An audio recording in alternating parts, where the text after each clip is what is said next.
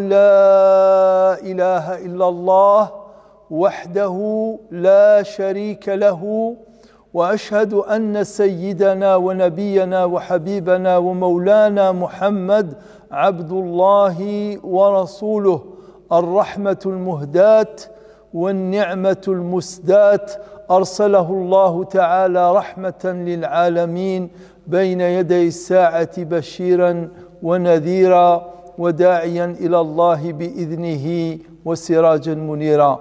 Mes frères, mes sœurs, en ce vendredi du mois de Ramadan, je vous salue chaleureusement et je vous dis Assalamu alaikum wa rahmatullahi wa barakatuh. Le mois de Ramadan qui court à sa fin, nous sommes dans la dernière semaine de ce mois, c'est le mois de la piété. Par excellence, Allah le dit lui-même de façon explicite dans le verset 183 de la sourate Al-Baqarah, la vache, quand il dit « Le jeûne vous a été prescrit comme il a été prescrit aux communautés qui vous ont précédé, ainsi vous atteindriez la piété. » Pour atteindre la piété, la meilleure voie et la plus courte, la plus sûre est le jeûne, comme le dit Allah subhanahu wa ta'ala. Et c'est pour cette raison que je voulais m'arrêter sur cela pour faire en quelque sorte le bilan de ce que nous avons reçu, de ce que nous avons récolté et de ce qui restera de cette piété dont on a tant besoin. On traduit communément la taqwa par la piété. Et c'est un terme et c'est une traduction qui est très bonne. Je pense que c'est la meilleure, bien que d'autres grands traducteurs la traduisent par le frémissement, certains la traduisent par le fait de se prémunir, d'autres par le fait de prendre garde, et toutes ces traductions sont certainement bonnes et correctes. Mais ce qui englobe tous ces termes, toutes ces traductions, et la meilleure est de parler de la piété, qui signifie quoi? Qui signifie la ferveur, qui signifie l'ardeur, qui signifie la sincérité de la foi, qui signifie la profondeur de la foi, et qui signifie également et aussi l'attachement à Allah avec amour, affection et respect et vénération.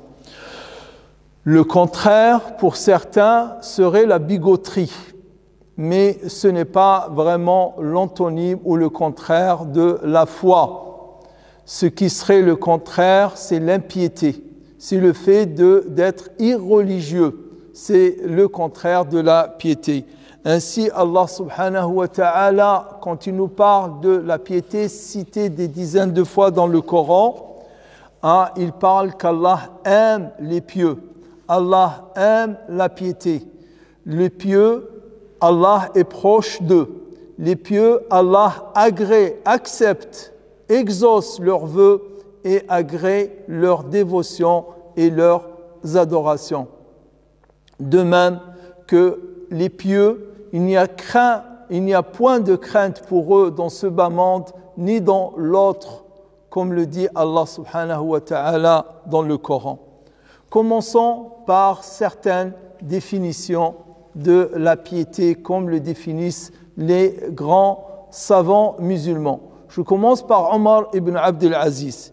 يقول Omar ibn Abdul Aziz, je vais citer ces définitions en la langue qui a été celle de ceux qui l'ont donné ces définitions et je traduirai par la suite. Il dit « At-taqwa tarku ma harrama Allahu » Elle tient en deux phrases. Pour Omar ibn Abdul Aziz, le grand calife musulman, il dit que la piété, c'est le fait de délaisser, d'abandonner ce que Allah a interdit et de pratiquer ce que Allah a ordonné.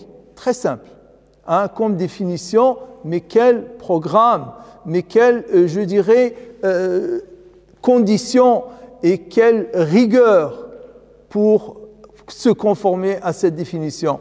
Laisser ce que Allah a interdit et faire ce que Allah a ordonné. l'imam al-Kafawi, il dit al-muttaqi, hein, lui, il définit par le pieux, hein, il dit, c'est dans la tradition religieuse, c'est un nom. قال المتقي في عرف الشرع اسم لمن يقي نفسه عما يضره في الآخرة وهو الشرك المفضي إلى العذاب المخلد.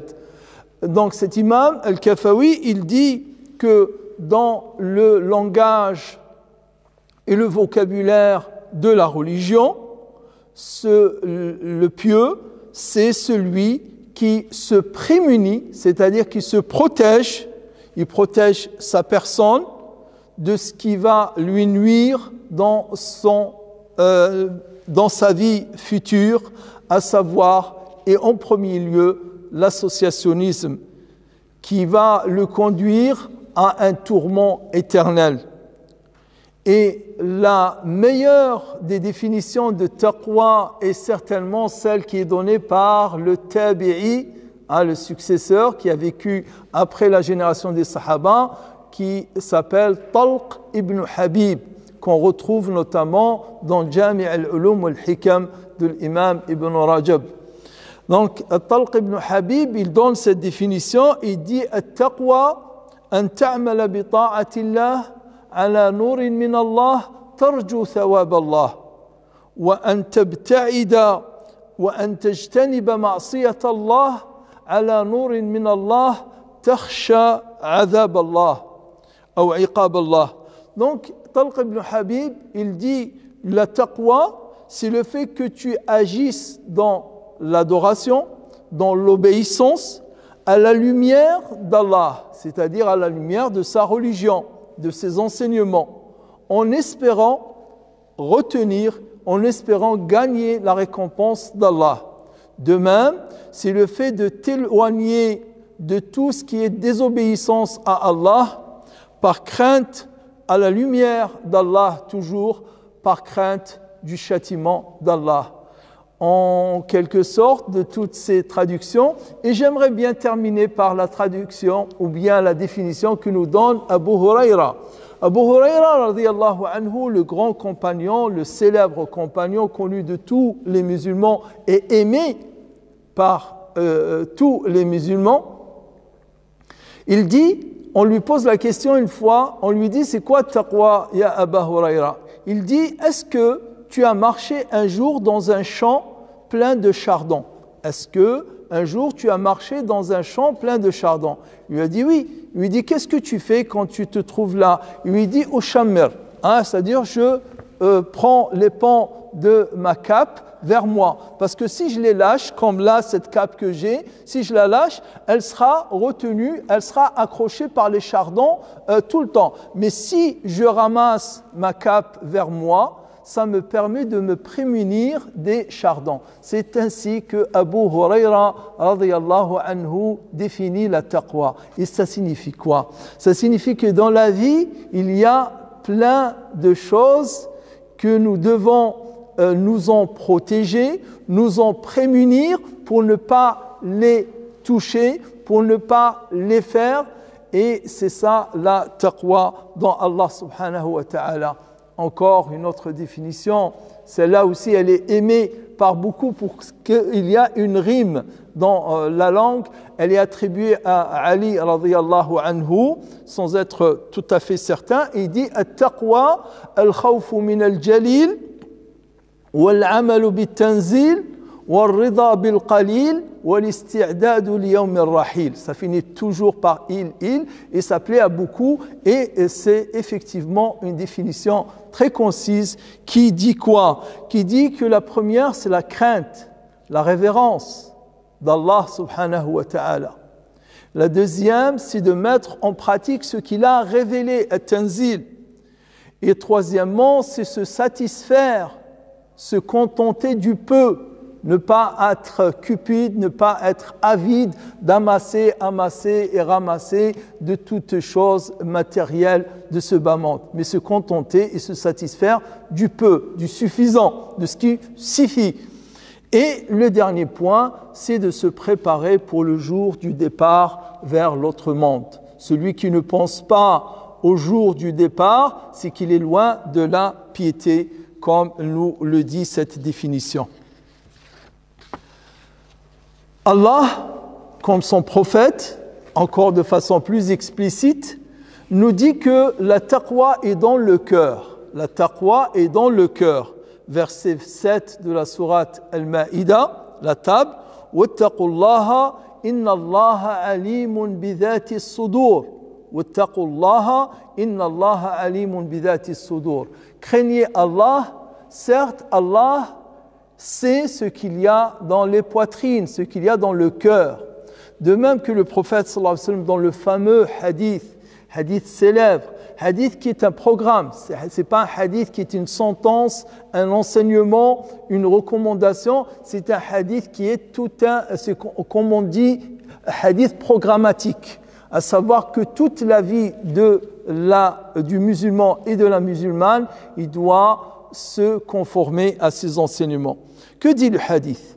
Le hadith, il dit « La tahasadu, wa la tanajashu, wa la tabaghadu, wa la tadabaru » Donc 4 interdictions par lesquelles commence le prophète sallallahu alayhi wa sallam le hadith. « La tahasadu » Ne soyez pas jaloux, ne vous jalousez pas les uns les autres.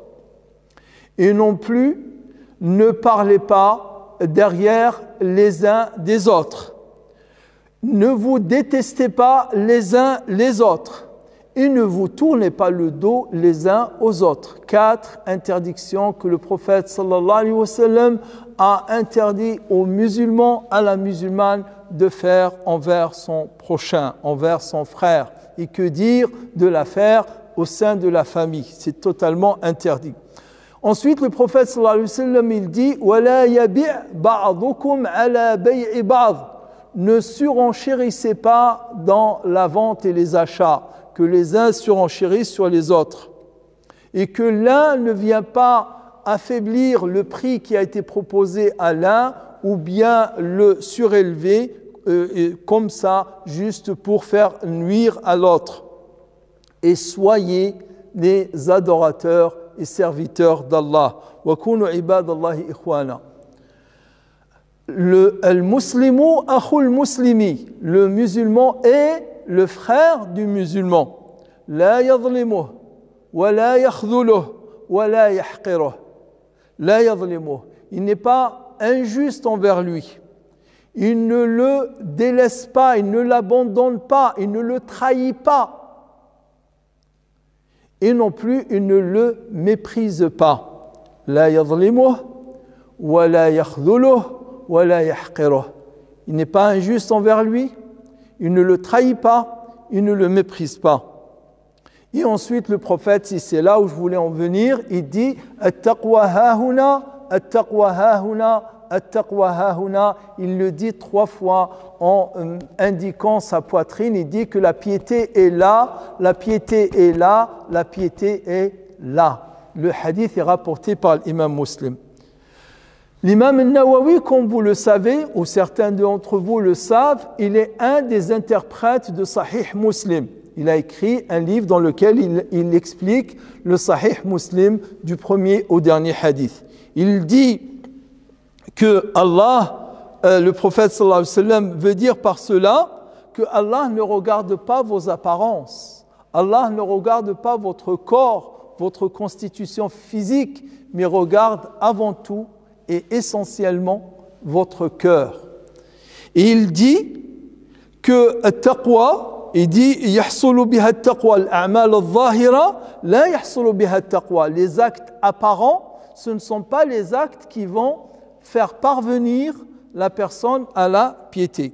Wa innama yahsulu bima yaqa'u fil qalbi min 'azamatillah. La taqwa, la piété se réalise par ce qu'il y a dans le cœur de vénération, de respect pour Allah, de sa crainte et aussi d'avoir tout le temps Allah dans sa conscience. Voilà ce que dit l'imam al-Nawawi. À ce propos, on peut citer le verset 37 de Surat al-Hajj où Allah il dit « Lan yanala Allah » avec le fatha sur le ha, le humuha avec le dhamma sur le mim. ولا دماؤها ولكن يناله التقوى منكم. Quand vous faites le hajj ou quand vous faites un sacrifice d'une bête pour Allah, ce n'est pas la chair de cette bête qui va atteindre Allah, mais ce que l'élan que vous avez dans votre cœur et la piété que vous avez dans votre cœur. On ne peut pas parler de la piété sans parler des pieux. On ne peut pas parler de la piété sans parler des pieux. Ces pieux, qui sont-ils? Ce sont ceux qui ont réalisé cette piété, à savoir, dans leur cœur, ils ont nourri un grand amour pour Allah subhanahu wa ta'ala, un grand respect pour Allah ta'ala, mais également un attachement à ses enseignements et un attachement à sa loi, la loi d'Allah subhanahu wa ta'ala. La taqwa, qui peut se résumer en deux propos, en deux paroles, kalimatu taqwa et al-kalima tayyiba, qui est la ilaha illallah Muhammadun Rasulullah. Cette kalimatu taqwa, la parole de la piété, à ce propos, il y a ce fameux hadith très célèbre rapporté par l'imam al-Hakim, rapporté par l'imam Ahmed, dans lequel le prophète sallallahu alayhi wa sallam dit: le jour du jugement dernier, on rapportera une personne parmi les musulmans soumis au jugement, qui n'était pas particulièrement fervent, zélé et excellé dans l'adoration, au point où, pour poser sur la balance qui a deux plateaux, ses actes, on mettra sur un plateau 99 registres, tis'an wa tis'ina sijjilan. Et l'homme, la personne, quand il verra cela, 99 registres dans lesquels sont consignés, dans lesquels sont écrits tout ce qu'il a fait dans sa vie, les paroles, les gestes, les actions, ce qu'il a fait de mal, ce qu'il a laissé de bien, il ne l'a pas fait, pouvant et ayant la possibilité de le faire, il est étonné. Et Allah s'adressera à lui par le biais de ses anges en lui disant: n'aie pas peur, tu ne seras pas lésé. Cherche, as-tu quelque chose de bien pour contrebalancer ces 99 registres? Et la personne, il sera intimidé. Il dira: non, j'ai rien. Qu'est-ce que je peux avoir face à ces 99 plateaux, à ces 99 registres posés sur ce plateau? On lui dira: si, tu as quelque chose auprès de nous que nous avons gardé pour toi. Ainsi, alors, il sera sorti, le prophète qui le dit, bitaqa, une carte. On lui sortira une carte. Bitaqa. On l'appelle d'ailleurs le hadith hadithul bitaqa. C'est un hadith important. C'est un hadith très très important. Nous devons le connaître ses enseignements, saisir ses enseignements pour comprendre, pour saisir l'importance de shahada, l'importance de kalimat al-taqwa, la ilaha illallah, Muhammadun Rasulullah.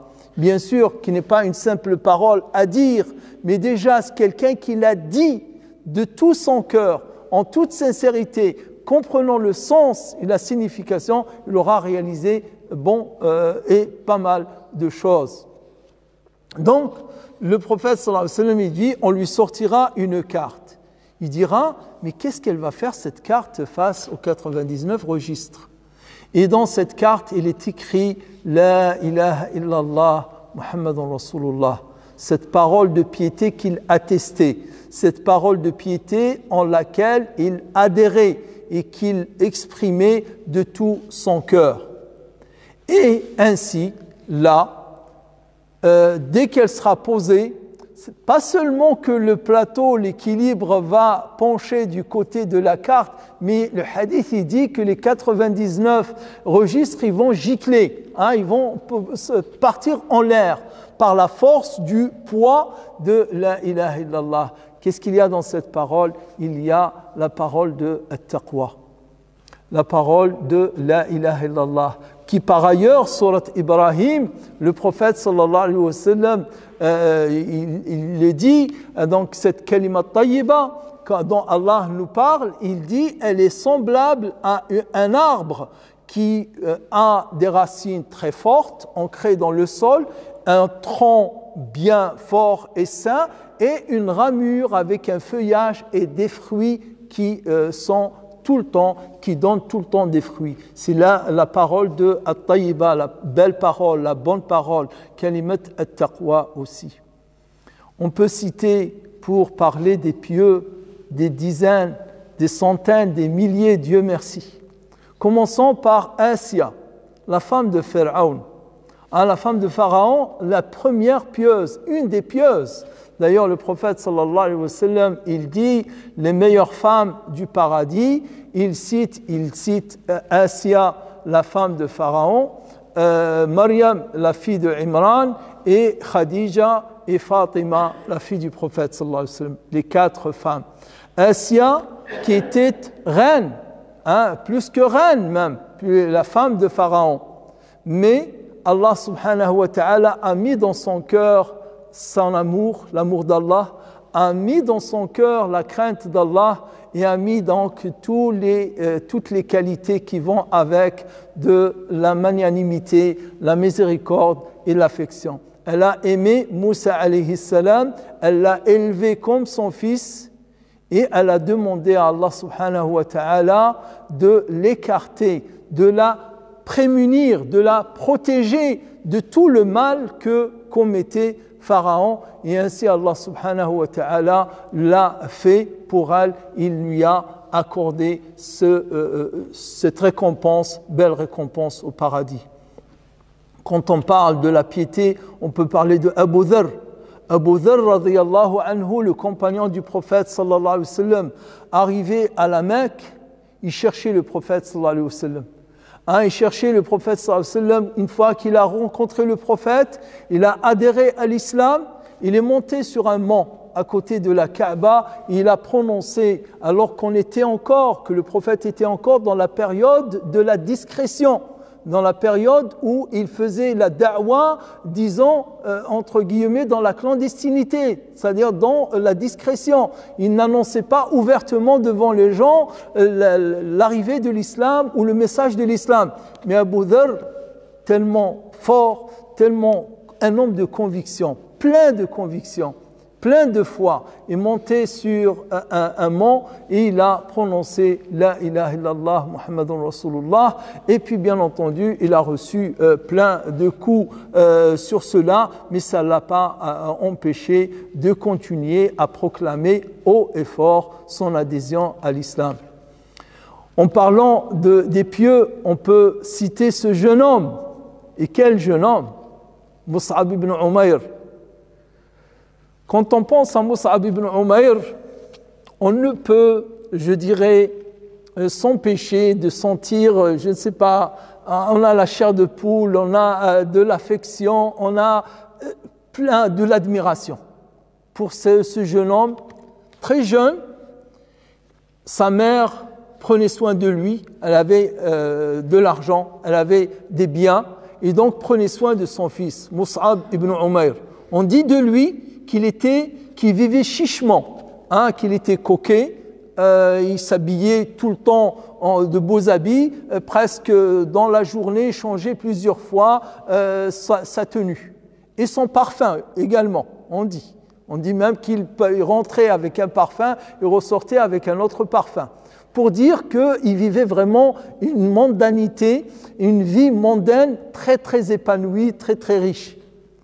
Mais une fois qu'il a connu l'islam, une fois qu'il a connu le prophète sallallahu alayhi wa sallam, jeune, intelligent il était aussi. Le prophète sallallahu alayhi wa sallam a vu en lui l'homme de mission, l'homme qui pouvait porter l'islam.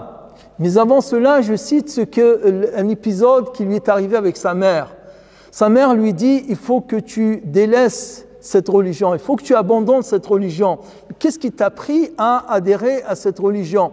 Il répond à sa mère, il lui dit, ma mère, tu sais bien comment je te chéris, tu sais bien comment je te respecte. Et tout le monde à la Mecque connaît mon respect pour toi, mon amour pour toi, mais là tu me demandes une chose que je ne pourrais faire.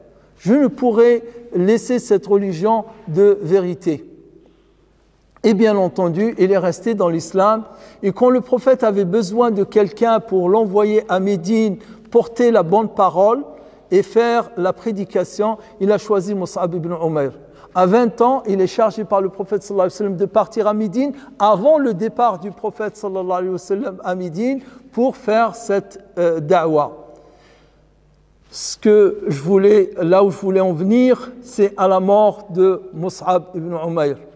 Mus'ab ibn Umayr est mort dans la bataille de Badr. Donc c'est un Badri. Les gens de Badr, le prophète sallallahu alayhi wa sallam, il a dit que ce sont tous des gens qui iront ou qui sont au paradis. Quand il est venu le temps à sa mort, quand il est venu le temps de le mettre dans un linceul, on ne trouvait même pas de linceul pour le couvrir. On a trouvé une étoffe, un morceau de tissu. Quand on couvrait sa tête, on voyait ses pieds. Et quand on couvrait ses pieds, on voyait sa tête. Ça ne couvrait même pas son corps. Cet homme qui a vécu avec toutes les étoffes du monde, les plus belles, les plus riches, les plus luxueuses, il les a portées. Au moment de sa mort, on ne trouvait point de linceul qui couvrirait tout son corps. On peut citer d'autres encore de pieux. Mais citons Saïd ibn Jubayr. Saïd ibn Jubayr, en ces temps, on a besoin de citer ce pieux.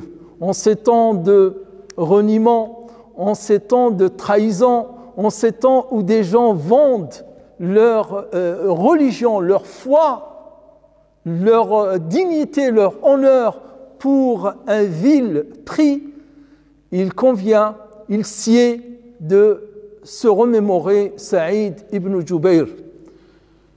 Saïd ibn Jubayr qui était un savant, grand savant, qui a vécu à l'époque de Hajjaj ibn Yusuf, al-Thaqafi. Hajjaj ibn Yusuf qui était un tyran, comme malheureusement il y en a encore nombreux.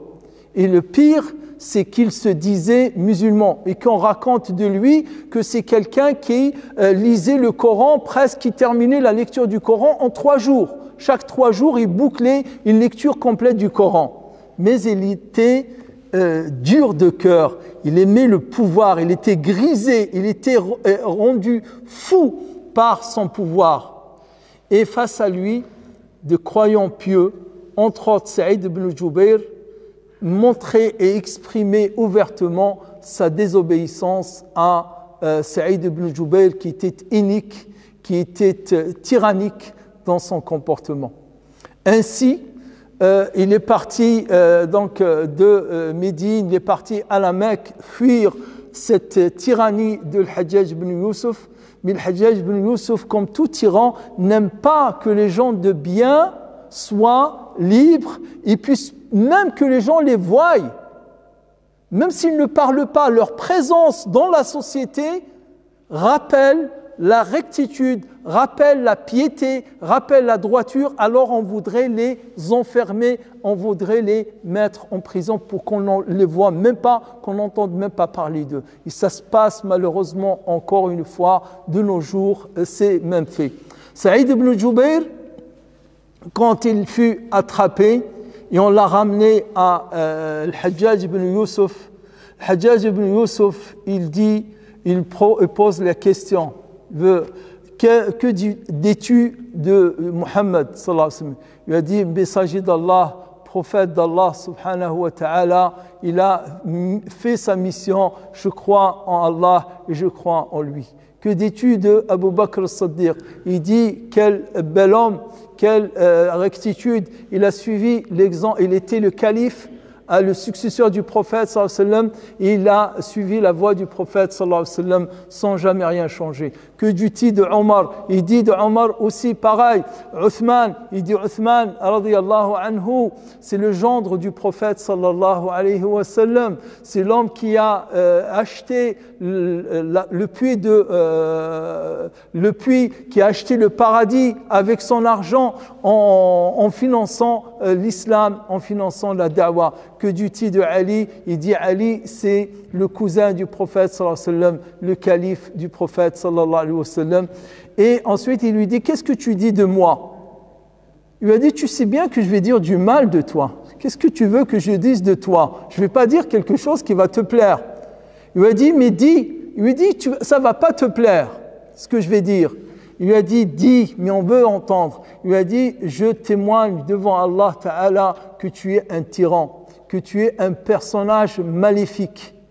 Il lui a dit, quel malheur à toi. Il lui a dit, plutôt malheur à toi demain devant Allah Subhanahu wa Ta'ala quand on arrivera devant lui tous les deux. Et donc, il a ordonné qu'on le tue. Il a posé son flanc droit en direction de la Kaaba. Il a dit, je me tourne, je me tourne vers celui qui a créé les cieux et la terre. Il a dit, non, tournez-le, allez, dos à la Kaaba. Il a dit, là où vous tournez le visage, Allah est présent. Il a dit, mettez-le plutôt visage vers le sol. Il a dit, minha khalaqnakum wa fiha nu'idukum. De cette terre nous vous avons créé et à cette terre vous serez retournés. Et il a été tué par derrière le cou. On lui a tranché la gorge. Saïd ibn Jubayr qui a fait son dua, il lui a dit, demain on se retrouvera devant Allah subhanahu wa ta'ala, mais tu auras la récompense dans ce bas monde. 3 jours après, Saïd ibn Jubayr est tombé dans une fosse et il est mort. On peut citer encore d'autres pieux. La piété donc, c'est un trésor qu'Allah subhanahu wa ta'ala accorde à ceux qui l'aiment, qui aiment Allah, à ceux qui reconnaissent la grandeur, la majesté d'Allah subhanahu wa ta'ala, qui sont imprégnés de ses enseignements, de sa parole et de la parole de son prophète sallallahu alayhi wa sallam. Le prophète, pour terminer, avait pour tradition de citer, de demander, de prier Allah subhanahu wa ta'ala de lui accorder at-taqwa. Il disait, Allahumma inna nas'aluka al-huda والتقى والعفاف والغنى اللهم إنا نسألك الهدى والتقى والعفاف والغنى. Oh Allah, nous te prions de nous accorder la piété. Donc Allah accorde la piété, mais pour la recevoir d'Allah subhanahu wa ta'ala, cette piété, il faut mettre du sien, mettre de son cœur, comme on dit, mettre son cœur à l'ouvrage pour gagner cette piété d'Allah subhanahu wa ta'ala. Donc, en cette dernière semaine du mois de Ramadan, la semaine où les nuits, notamment les nuits impaires, et pas que les nuits impaires, sont ou probablement Laylat al-Qadr, une de ces nuits, et là me vient à l'esprit cette parole d'Ibn al-Qayyim al-Jawziyya qu'il dit dans son livre Al-Fawaid, qui est d'ailleurs traduit en français dans les éditions At-Tawbah. Il dit que si on me disait que Laylat al-Qadr est une nuit durant toute l'année, et on ne me dit pas qu'elle est dans 1 mois ou qu'elle est dans 10 jours. Si on me disait que Laylat al-Qadr se trouve certainement sur le 360 jours selon le calendrier musulman, ou 365 jours dans le calendrier grégorien, il y a la nuit al-Qadr, je ferai le qiyam de toute cette année pour ne pas rater Laylat al-Qadr. Subhanallah. Ce propos, wallah, on doit rester du temps, creuser dans sa mémoire, dans son intelligence, dans son entendement pour saisir. Il a bien compris Ibn al-Qayyim al-Jawziyya. On gagne une nuit, allez, admettons qu'il va faire le Qiyam al-Layl une année. Qu'est-ce qu'il va gagner? Il va gagner 83 années. Une année, 83 années, là, multiplié par 83, c'est quand même énorme. Et que dire de quelqu'un, nous, en l'occurrence, les faibles, les négligents, qu'Allah nous renforce et affermisse notre foi. Le prophète, il nous dit 10 jours, 10 nuits. Seulement, celui qui fait le qiyam de ces 10 nuits, il aura atteint, il aura saisi Laylat al-Qadr. Puisse Allah subhanahu wa ta'ala faire que pendant ces nuits qui restantes du mois de Ramadan, qu'on soit en veillée, qu'on soit en prière, qu'on soit en dua, qu'on puisse faire des actes de piété, des aumônes ou tout autre acte de piété et de bien pour qu'il soit accepter et agréer et que sa récompense va s'étendre comme si elle était faite pendant 1000 mois, comme le dit Allah subhanahu wa ta'ala dans la sourate 97, la sourate Al-Qadr, la sourate de la grandeur, de la sublimité, de la valeur, comme elle est traduite par les savants. Ô Allah, nous te prions en cette dernière ou avant-dernier ou dernier jour de vendredi de Ramadan, de nous accorder la piété, de nourrir, fructifier et grandir dans nos cœurs la piété, dans notre comportement, dans notre vie, tout le temps, en tout lieu et en tout moment. Nous te prions, ô Allah, par tes noms, par tes attributs les plus beaux, les meilleurs, les plus sublimes, notamment celui de la miséricorde, de la bonté, de l'indulgence, de la magnanimité, d'avoir pitié pour nous, de nous couvrir de ta miséricorde, de lever cette épreuve de l'épidémie qui s'abat sur nous et le monde entier.